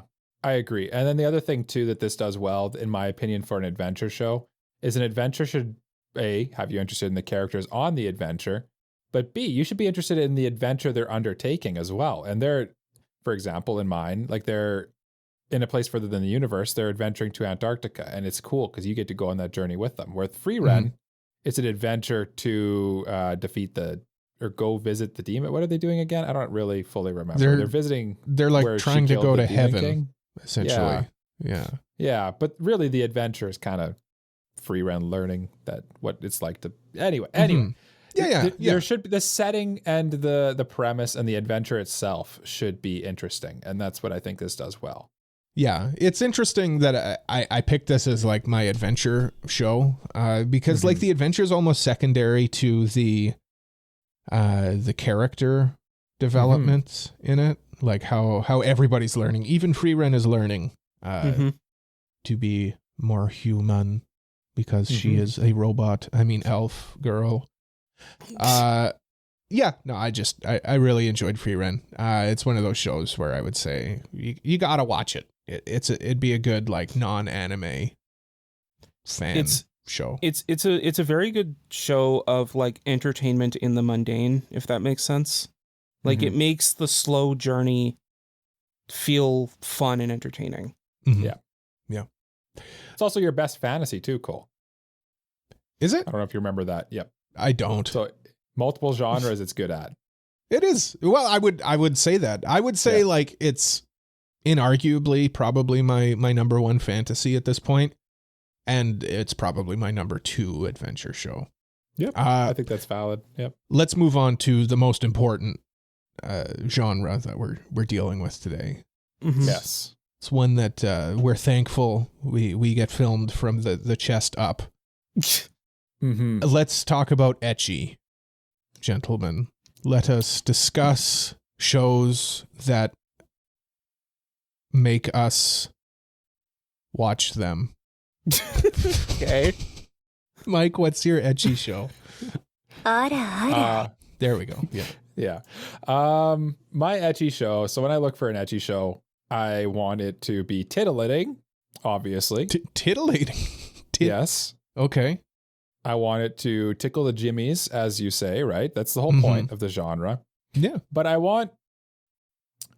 the one thing I don't like with ecchi is if it's just ecchi just for ecchi's sake, that's not necessarily what I'm here for. I can't, it's like, for me, it's like same thing I have a problem with. I have a slice of life where if it's just pure slice of life, I'm not here for it. I need more than that. I need a good story to go along with the jiggly bits. Sure. And in that case, the ecchi that I've selected as my favorite ecchi is My Dress Up Darling, because I think that it does. I think it's one of the best romance shows that there is out there right now. The manga is great as well, but I think it does a good job of having the ecchi be integral to the plot and have it not be weird, because Marin's just comfortable with it. And I think it does a great job of being an ecchi show that anyone could watch. And even if they're not the hugest fan of ecchi, they probably also enjoy, while also being pretty heavily ecchi as well at the same time. Like, there are Yeah, like this episode, it basically like flip-flops between episodes of like full bore ecchi versus like the character driven stuff. But at the same time, like it every ecchi scene kind of serves a purpose at the same time. Yeah. Well, and I mean, just going off of what you said, when you mentioned like you want more to your ecchi, right? You want some meat on them bones. And it's like, well, if you're just looking for pure ecchi, I mean, there's a whole other genre you could take in. That's why the I can't believe this isn't hentai genre, for example, is like where I'm just like, why wouldn't they just go all like, it's just weird. Yeah. But like, I think what Mike was trying to get at for that is like, I feel like if you took away the ecchi from this show, it wouldn't be as good. Like, yes. It does a good job of utilizing the ecchi for the sake of what it's trying to do, both with like its cosplaying stuff, because like it Maureen is a cosplayer and it like she wears, and she dresses like anime characters who a lot of anime characters are very, very scantily clad. Well, even just like her whole thing is like she likes the pervy games herself. Yeah. So she wants to dress up like the characters from those games, right? Yeah. Yeah. Exactly. So like it allows for her to do that without like holding back. Yeah. Yeah. And I mean, think that. Sorry, Jay, go ahead. Yeah, no, I was just gonna say I think that that's a good thing. Yeah. Yeah. The other thing too is like the whole cosplay thing is it's like you get kind of sucked up in it. I remember when I was reading it, like I tried to do some cosplaying stuff a little bit too. Not well. But I built a Darth Vader costume. That was pretty cool. Yeah, like it's pseudo educational almost. Yeah. Yeah. Yeah. Yeah. So Jay, why don't you go ahead with yours? So for my ecchi, I went with a show that kind of like Mike's, like it's a good ecchi show. And, like, I think ecchi is part of its identity. But, like, I don't know if you're necessarily watching the show for the ecchi. And that's Food Wars. Yes. Okay. It, like, look, I'm not the biggest fan of ecchi, and I don't think any of us are. So I think wouldn't say I'm adverse to it, to be honest with you. Yeah, I'm not adverse to it. Yeah. This one was definitely a very hard one, despite the fact that I've seen ecchi I bet shows. It was. All right, cool. It's sitting right there. But left it. That said, like I really like the concept of Food Wars, and like it kind of handles ecchi in more of a comedic way. If that makes sense, because it's like over the top. Yeah, it's like like it's used in a reactionary way to accentuate the taste of food. Yeah, which can be like really good food can be like orgasmic at times, right? So it kind of is a natural fit. It kind of goes hand in hand. Yeah. But like I think that its use of ecchi is very inventive and creative. That like I just appreciate it for that. Food Wars may not be the best show itself, but I think that its use of ecchi is very interesting and very, very different, that I had to put it here. Well, it kind of takes the edge off in it being so comedic in its use of ecchi. Like it's so over the top. It's so over the top. It like for somebody who is maybe less inclined to watch stuff like that, like they can just watch it and be like, this is so stupid. This is so ridiculous. Funny. Yeah. Yeah. No, I think that's a good pick, Jay. Yeah. It's literally food porn, the anime. Yeah. I still haven't watched it, but I'll get around to it eventually someday. It's a lot of fun. But I've seen the clips. I've seen the clips and the claps. Yeah, you have. I have. You go searching for those. Yeah. You showed me them, Jay. You're like, here. Let's here, put it this Cole, way, Jay. Watch this, Cole. Yeah. You've shown Cole all the scenes that he possibly would want to watch from this show. Sure. I don't know what scenes those are. Okay, my show now. Let me just say, my show is an absolute masterpiece. It's perfect in every way. Probably the best show that we've talked about today.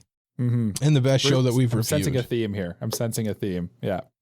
My show, listen, I like an ecchi show. Of course, ecchi shows, they got to be fun, you know? They got to be, got to have a fun time, got to be stupid a little bit, got to be, you get all kinds of what's the word I'm looking for? Types of ecchi in it, you know, for all of the ecchi connoisseurs. I went with Girlfriend, the masterpiece. The perfect. Yeah, I take back everything I said in your preamble. I don't. In fact, I doubled down on it. Well, this is all going basically the way I expected it to. Yes, continue. Yeah. No, Girlfriend. Yeah, it's just what I would look for in an ecchi show. Like, it's goofy, it's fun, it knows what it is. It's not trying to break the wheel or anything like that. It's just, it's goofy. You have a good time watching it or reading it or whatever. The characters are all colorful at the same time. The characters are all colorful and well designed as well. Yeah, I just have a fun time with Girlfriend, and I refuse to allow you guys to say bad things about it. The biggest critique I'd have for you here, Cole, is this: that I don't feel it's ecchi enough. If anything, I don't know. There's not ecchi enough. There's a few, but I feel like it's not. I feel like there's not that much jiggly bits in it. I feel like it's more just like your slice of life romance with like the occasional ecchi. But I think it still belongs in this category. I'm not. Yeah, the thing is, it's like where else would you put it? Yeah. If I were to change my answer, I'd probably go. No, don't. Let's just go with overflow then, I guess. I knew you were going to say that. What's that? It's well, I'll show you later, Mike. I'll show you. Okay, later. we'll watch it later together. Mike's gonna be like, "Oh my god!" Mike's gonna be changing his pick in a bit. Yeah. No, it's Girlfriend is peak, and I love it. Questionably peak. Cole loves it. Is unquestionable. Well, there certainly are peaks in that show. Yes, there are. Yeah. Let's move on to the complete opposite of ecchi. What's the complete opposite of ecchi? Let's go to sports. Let's talk about sports anime. Okay. You guys know that I'm a big sports anime fan. So let's talk about sports anime. Mike, what's your recommendation for sports anime? Well, it's funny that you say sports and ecchi can't combine. I just wanted to. This is not my pick, but I just want to quickly throw out how heavy are the dumbbells you lift. Sports plus. I'd also ecchi. like to throw out Keijo. Or Keijo, yeah. Or like free for the Yuri on ladies, kind of. Yeah. I know. Anyway, we're just picking apart Cole here. I'm doing my best. He's trying. Let him go. Anyway, my sports anime is probably the most iconic sports anime, and that's why I picked it. And I picked Haikyuu. Yeah. Which Cole must watch, or Canada is doomed, according to patron Super Maxi. That's what we're told. I think Canada already was doomed if we go by we go by Jay's heart. Hey, we just beat Venezuela in soccer, so we're about to get destroyed by Argentina, though. So you don't go up against Messi without the number one country in football. Yeah. Anywho, Haikyuu embodies sports anime to me just because it's so prevalent. I feel like it's everybody's first sports anime at this point too, which really helps sell it on the genre a little bit. Plus it kind of just does the genre perfectly. Like it has your unconventional main character where they're maybe not the first pick to be a great volleyball player because they're short. And which is like, it's a super common thing in sports anime. The main character who's really good at the anime, he's actually good at it, even though you wouldn't think so. Is like a really running theme here, right? And it does, similar to what I said in my, good gravy, Jay. Cool it on on the pink juice. Kung Fu grip on that bottle. Just didn't think I was going to interrupt you hard as possible. Gotta get every drop out of this bottle. I need this fucking crystal light in my veins. Didn't think I was going to get Anyway, as you were It saying, was a very aggressive drink, Jay. Yeah, Jay, that was wild. they're really gonna double, triple, and quadruple down on this. Anyway, Mike, as you were saying about keep going, Haikyuu, Mike. As I was saying about Jay crushing that bottle. Cole just crushes a can of beer too. Oh God. That's enough. That's too much. Haikyuu, yeah, it's quintessential sports anime. It's great. Like I was saying with the other genres too, and if it's just pure sports, again, it's just not enough. You need some more meat on the bones. These are you need more than one genre here. If it's just a pure sports thing, it's not where it's at. And Haikyuu has such good character interactions that while being a pure sports, it kind of just focuses on like the slice of life and the drama between them, that it really elevates it to the next level. As well as having like such a great cast of characters that just, I honestly can't think of a bad character in this show, which I feel like is kind of clutch to sports anime too. There's a few that are like really close and they all kind of follow that formula pretty well of just having like a super interesting cast of characters playing some sport, which is exactly what I look for in sports anime. How do you guys feel about Haikyuu? Well, Cole, I haven't seen it. Yeah. And Canada is doomed, but I know what you mean. Like, I think with a sports anime, like you want that good cast of characters. It helps to draw you in and kind of become, I don't want to say like it's cliche, but it helps you to become part of the team. Like it draws you in and you get invested in it. That's what I would say. The cast is such an important, integral part of a sports anime. And I'm assuming Haikyuu has a good cast. I don't know. I've never seen it. What's it about? Badminton? Volleyball. Volleyball. Jay, have you seen this niche anime? I think so. I think what's it called? Haiku. Are we going to a poetry club? Is it about poetry? I'm gonna sip poetry? your bottle and find out. No. Okay. Jokes aside. No. Haikyuu's a very good volleyball show. Very good sports anime. And there's a reason why it's called Hype-Q. Why people call it Hype-Q. Seeing all the like training that they go through, both individually and as a team, pay off in the big games is very, very hype. Because they are portrayed as the underdogs in the story. And it's believable underdogs too. Yeah. Is cool. But like and also like the clear love for volleyball by the author is very clear through the story. And it's a great sports anime. It's funny because like we've talked about when me and Jay are trying to convince Cole to watch sports anime, we'll be like, you don't even have to like the sport to like the sports anime, because it almost helps if you don't know anything about the sport when you go into it. Like I don't really particularly care about volleyball, but Haikyuu makes me care about the volleyball that they're playing. And that's an achievement in and of itself. Yeah. Now what's Jay's sports anime that is quintessential to his heart? My sports anime is probably just like another flavor of kind of the same thing that Haikyuu gets off for people who like Haikyuu. That's Baby Steps. It's tennis anime, which like kind of like volleyball. I don't really care about tennis, but this show makes me care about tennis. And essentially because the show's a lot more niche than Haikyuu, it's about a very studious guy who learns to get into tennis and meets a lot of different people, specifically a girl, and learns about becoming a tennis player and finds out that he's actually good at it. And I really like it, partially because same thing as Haikyuu, you see like him going through the training stuff and it paying off in games, and it's like, let's go. Because like you're just like so pumped up because your boy who has been grinding this whole time, and like it really shows how he's training and growing, is like able to actually win games and advance in tournaments and things like that. And it's just like, it's so hype.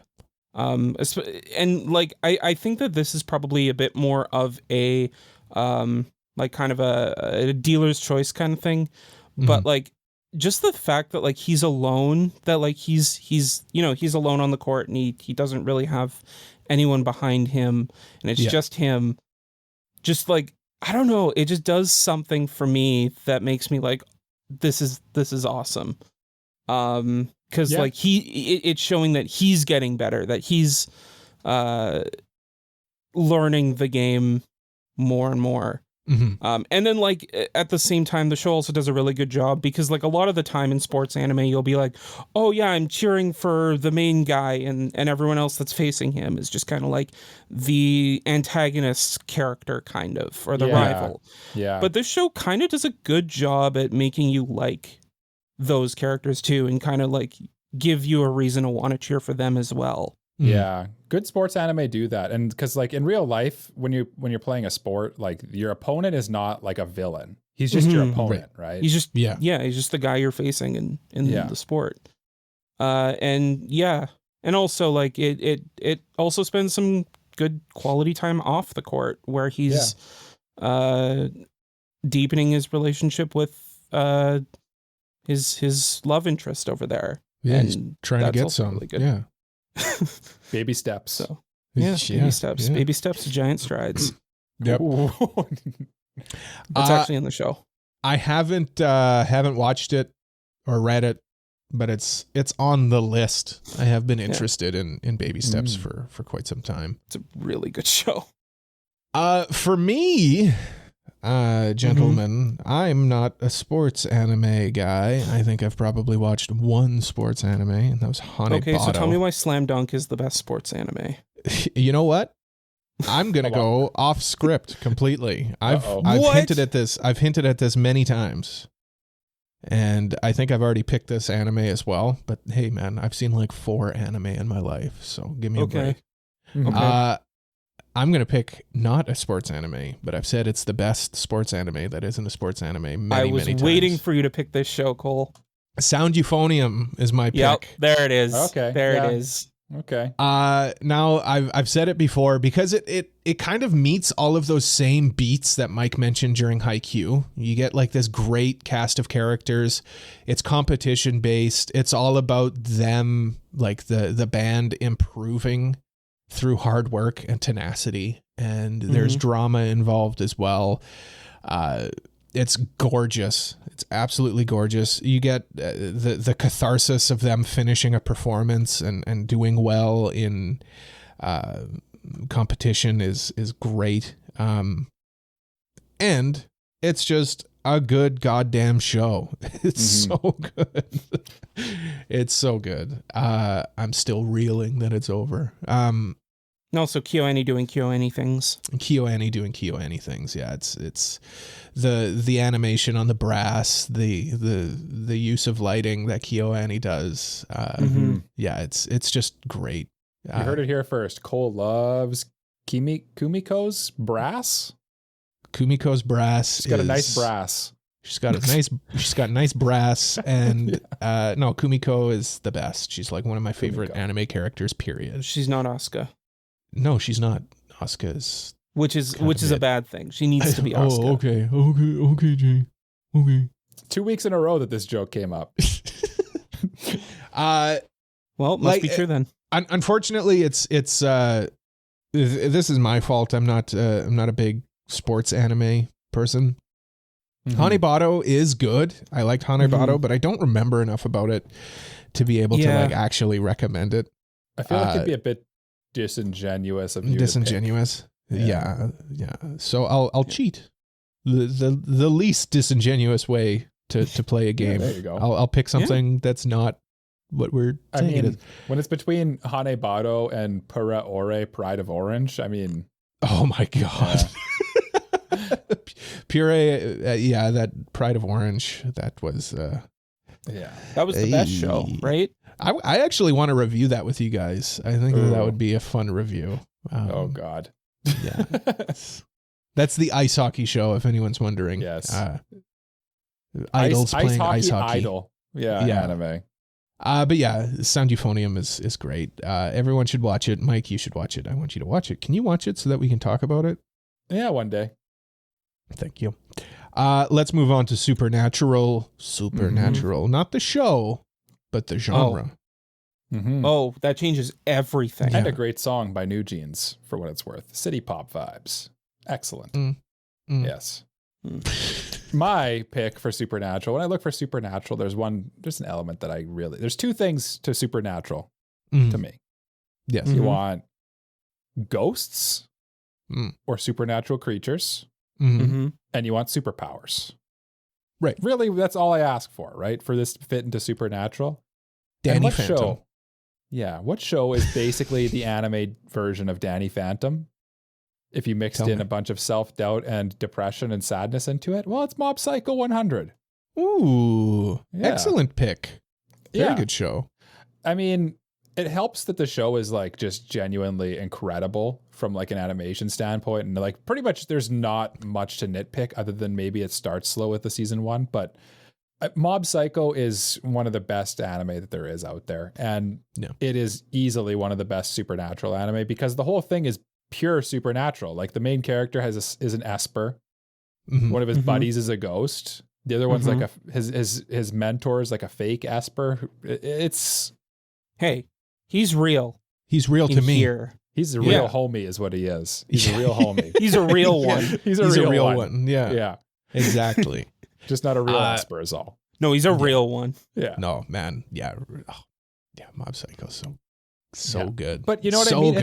It's such a pure supernatural. I feel like this is, for me, and in my mind, when I've had some of these I have to think on, for me, this was a slam dunk right away. I'm like, this is supernatural. It's supernatural.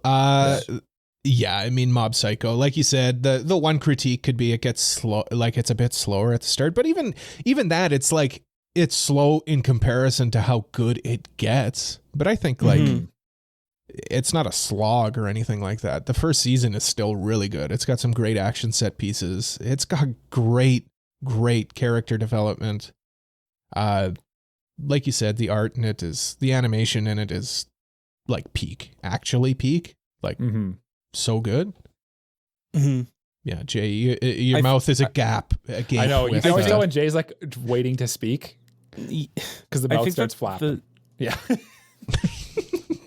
I think that the show, it does enough at the start to get you interested in its premise, its world, its characters and everything.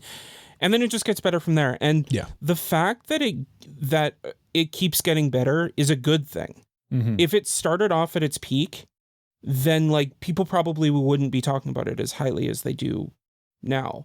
Yeah, absolutely. It just ramps up so well. And I like the first season still has some great action set pieces. Yeah, it's still a good show. Yeah. Like you said, it's just like the first time he goes 100.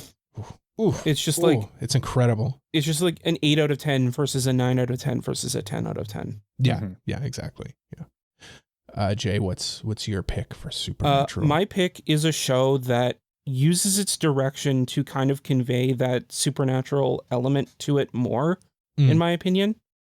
And that's Monogatari. Interesting. I had a feeling one of you two is going to pick this because this is like, again, it has one of like us. Yes. It's incredibly supernatural. It's incredibly supernatural. I almost picked this for mystery, but I feel like it fits better here. I just agree. Because like of its supernatural nature. It's kind of creepy in a weird way. Like not scary creepy, but like it's kind of like that Halloween-y vibe kind of thing. A little bit. And the way Shimbo directs it like really adds to that creepy vibe. And the fact that he's able to do that, and I mean, he has a very standard, he has a very static way of directing where like he directs everything kind of the same. Yeah. But that direction itself is very different from any other show you'll watch. Yes. And from Nishio Ishin's writing to Shimbo's directing to everything else, the show is absolutely a masterpiece. Absolute cinema. 100%. This was I told Mike and Jay there was 2 shows that were picked that caused me to have to scramble to pick different ones. The first one was A Place Further Than the Universe, and of course this is the second one. This is the best supernatural show. It just is. I think. Like there's no question. Mob is great. Mob is a great action supernatural show. I just think that this one, I don't know, there's just something about it that is there's like a more of a, I don't know, like it's vibey in a weird way. It kind of feels like the supernatural element of it is pushed to the forefront of the show. From how it's a very dialogue centric show, and most of the dialogue is about the supernatural thing that's causing the problem. I feel like Monogatari like revels in the supernatural in a way that most shows don't. Like it has that mystery element too, which mystery always ties really nice with the supernatural as well. Absolutely. The whole thing with supernatural shows is that it's all a mystery. You're like, oh, cool, there's vampires. Oh, there's ghosts. Oh, she's a snail lolly. What? And you're just, I don't know. It's intriguing. And part of supernatural is it should be mysterious. It should be otherworldly. And there's really just the way, like you said, Jay, that's shot. Just the whole package of the Monogatari anime is just so supernatural. Just period. Yeah. Yeah. I should have put this in Ecchi, to be honest. The way that it gets me going. The way it tickles your jimmies. Yeah, the show's Look, we are blessed to have another season of this show. Yes. I am so happy. I really need to finish it one day. I think I'm still on the second season. You do. Oh, well, second season. Yeah, you gotta just keep going, man. It's good. We gotta watch the movies. It just keeps getting better from there. We gotta watch Kizu. Oh, Kizu? Yeah. Yeah, it's great. Kizu's so good.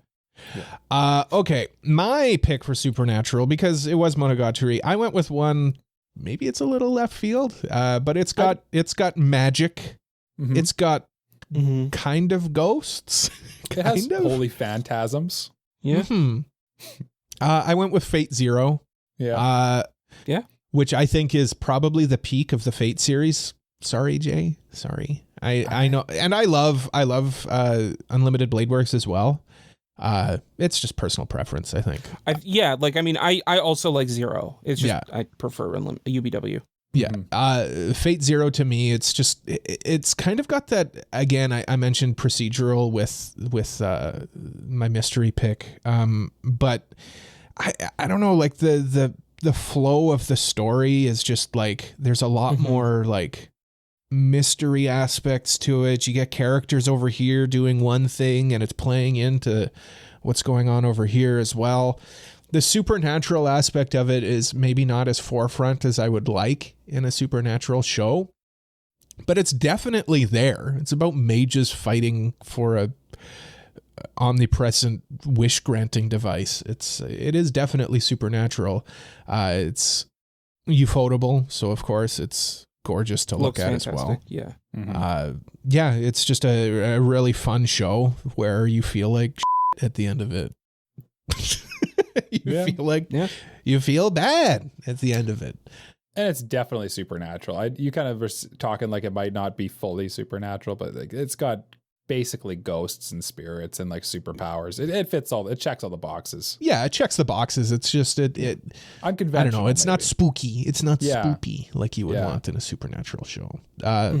It's not the typical occultic feel, but it's still supernatural. It's there. It's there. And I can't recommend Fate Zero enough. I think it's the best Fate series. Personally. No. Personally. I disagree. Unlimited Blade Works would be a close second for sure. Let's move on to Thriller, though. The final one, Thriller in the night. This is Thriller. There you go. The thrilling conclusion to our trilogy. Wow, look at us go. Mike, why don't you begin wrapping this up then? What's your Thriller pick? So again, Thriller to me needs to keep you on the edge of your seat. That's the whole point of it. You should be sitting there like, what is going to happen next? It should be really hard to not watch the next episode. Yep. Every moment that should keep you hanging on a wire and you're like, oh my God, what's happening? Oh my God. And for me, the thing that when I was watching it, it's another one we reviewed. When I was watching it, I couldn't help but be just enslaved to continuing watching this show because I needed to know what happened next. Mm-hmm. And that anime is Link Click. And for me, this is a perfect thriller because I think action goes incredibly well with thriller as well as mystery.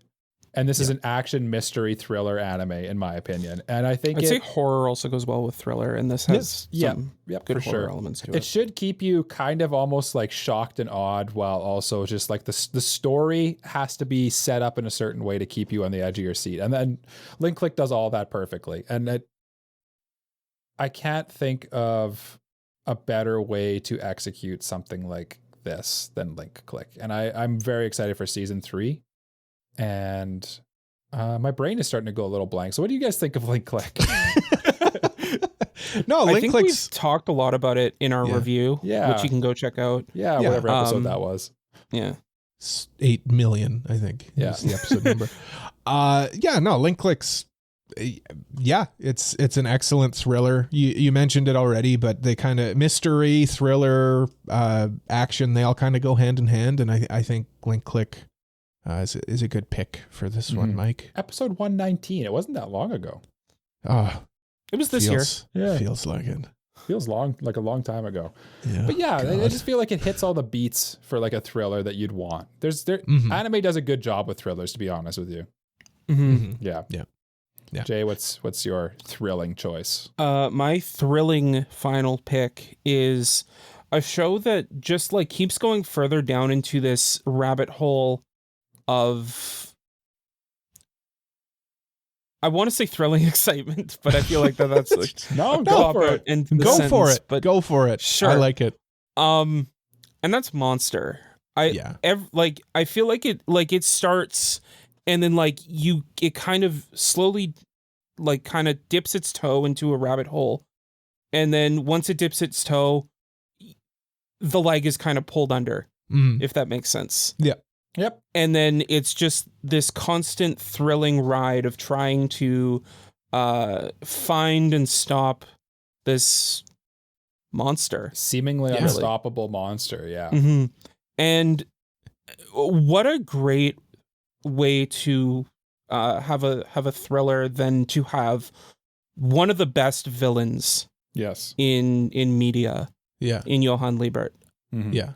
A character who, even when he's not on screen, feels present from his influence, from his psychology, and from just every little piece that was put into play.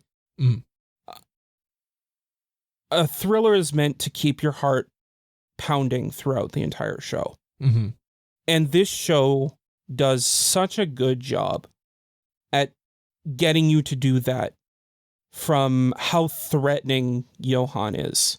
Yeah. And how dire the situation, or how desperate Tenma is. Yeah, how desperate Tenma gets to. Yeah. Yeah. I always think of Monster as like anime Silence of the Lambs. Kinda. Yeah. Where you get this very charismatic villain who's disgusting, but in a way you're intrigued by him, like Hannibal Lecter. He's a little sexy in a weird way, right? Yeah.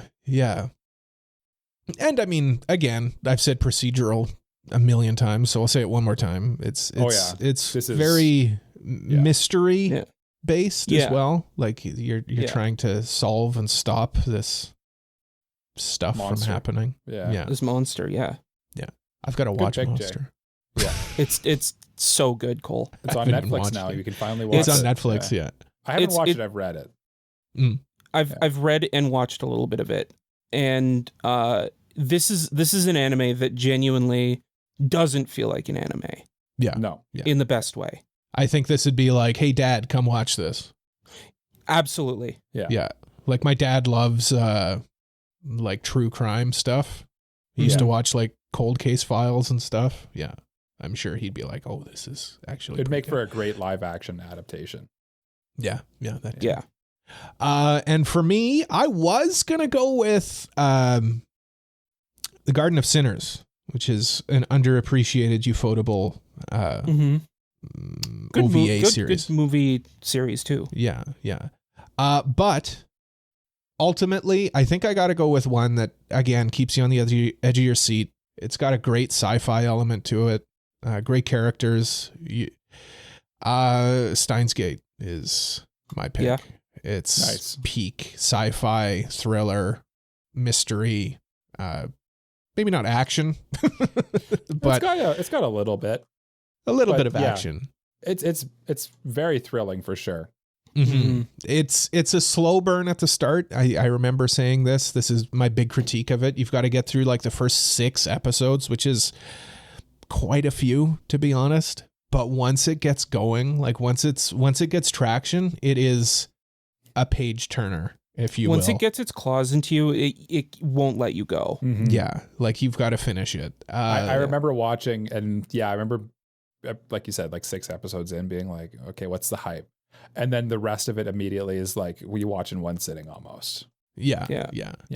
That's my thing. If you've tried to watch Steins Gate and you got like 6 episodes in, just go for episode 7. I think it was about episode 7. Like there's just this immediately like flip, it shifts, and it just becomes awesome. Like so good. It's kind of almost slice of life-y, I would say. And then once the thriller stuff kicks in, when like the dire situations happen and stuff, that's when it really transforms into the masterpiece that it is. Yeah. Once they really start getting into like the conspiracy theory aspect of it, which, hey, you know me. Yeah. I love that stuff. The moon landing was a fake. Yeah. No. No, Jay. QAnon supporter.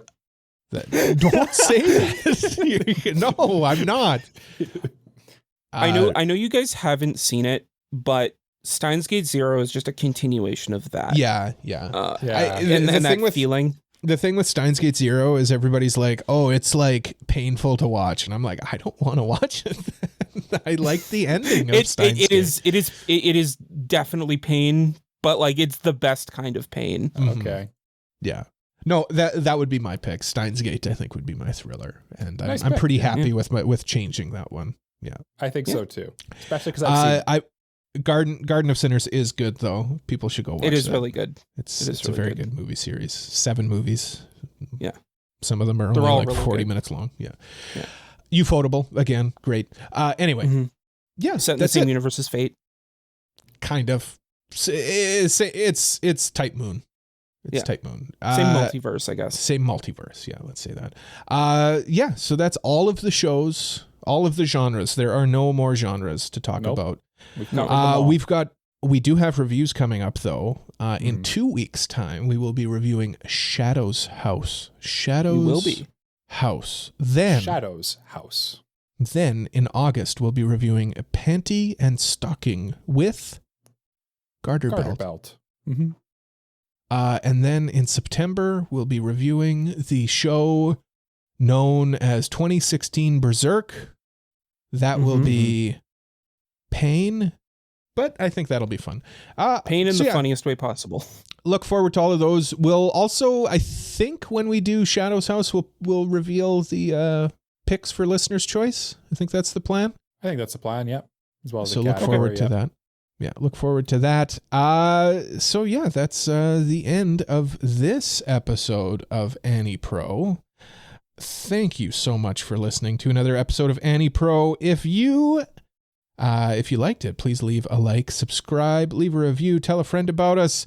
If you really like us, why don't you consider supporting us on Patreon like these lovely people? Mr. Family Guy 36, Elijah Wood, Brain Dead, B-Dog, Cole Needs to Watch Haikyuu or Canada is Doomed, Peach, Frama, Kratost, Just Juz, Mogmog, Freeruns Feet, and Antonio Bustos. By supporting us on Patreon, you get access to all sorts of perks, and it really helps out the show. We're also on social media at AniProPod. Please join our Discord community to keep up with us and other listeners. Links to everything is in the description or at our website, which is www.anipropod.com. AniProPod.com. Mike, why don't you lead us in prayer as we get out of here? All right. Heavenly AniPro, heavenly weebs, we gather here today to anoint this most lengthy of episodes